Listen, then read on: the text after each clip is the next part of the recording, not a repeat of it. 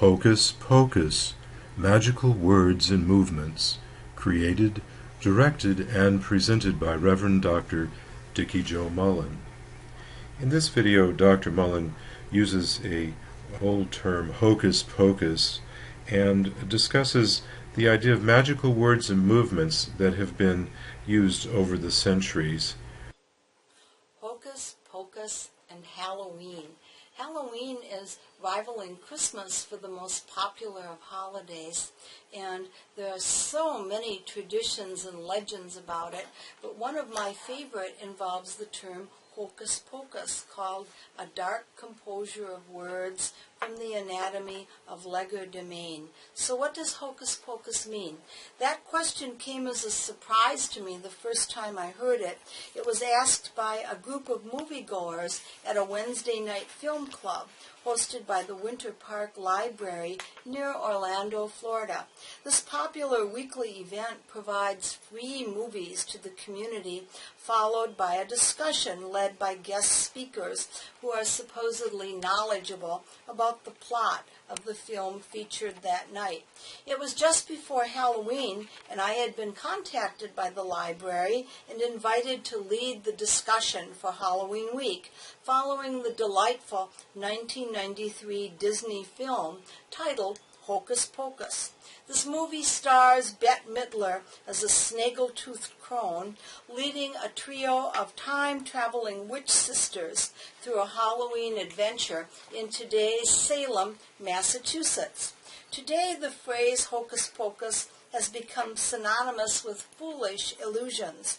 Hocus Pocus makes us think of something designed to distract, deceive, turning attention away from what's really happening. It has been used by a Canadian newspaper to describe the actions of politicians with unpopular hidden agendas. I guess it's better than some things they could call each other. And on the surface, the definition of the film's title does vaguely fit this. The storyline is a comedy, which includes a series of amusing mishaps. However, the phrase Hocus Pocus has been in use since at least 1622, near the time of the Salem witch trials, and contains an array of deeper hints and subtleties. Hocus Pocus might be derived from an ancient and lost language. It's been spoken aloud by conjurers and magicians as they performed supernatural feats and changes for at least 400 years, and several early 17th century plays used the term, most notably The Mask of Augiers by playwright Ben Jonson. The first book published in English about magic dates from 1634, and its title was Hocus Pocus Jr., The Anatomy of Legerdemain by William Vincent. This old book is interesting to note that legerdemain is an early English word for magic. The author was a famous conjurer of the era, and he was first granted a license to perform stage magic in 1619, and eventually went to court as the personal magician to King James. Vincent's book was so popular that it went through numerous editions. In 1655, Thomas Addy wrote in his book A Candle in the Dark, or a treatise concerning the nature of witches and witchcraft. I will speak of one man, William Vincent, who went about in King James's time, the King's Majesty most excellent Hocus Pocus, and he was called upon because of the playing of every trickery. He used to say, Hocus Pocus tantus tautonis, vade celiter juebo, a dark composition of words intended to blind the eyes of the beholder and make his trick pass more easily without discovery. At that time, witchcraft was not separated from performers of jugglers, jesters, and other amusing stage magicians.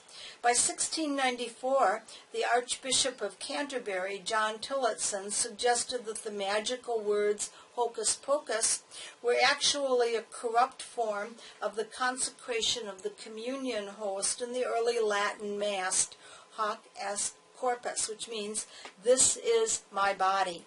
Even during the 17th century, his idea was considered far-fetched and met with considerable skepticism, though. This bishop was an Anglican, so he might well have been attacking Catholics, witches, and magicians all at once in the sermon where he suggested that.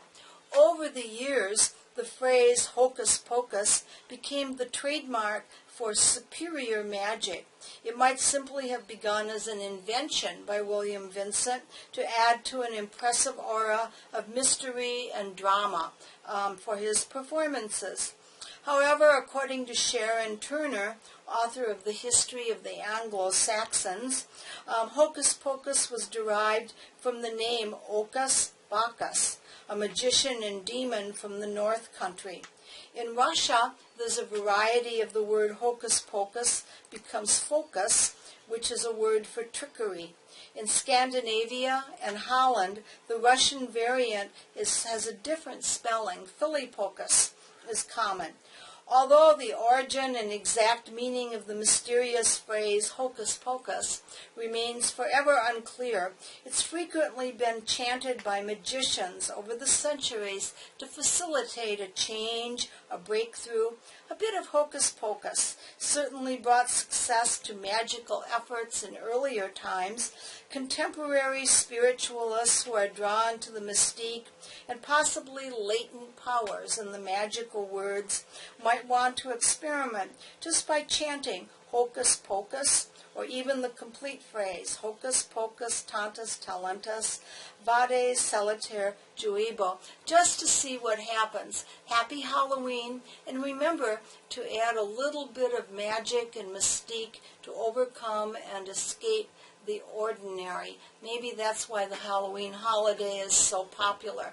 It gets us away from being, oh, I like the word muggles. I'm going to borrow that from Harry Potter in closing. This is astrologer Dickie Jo Mullen.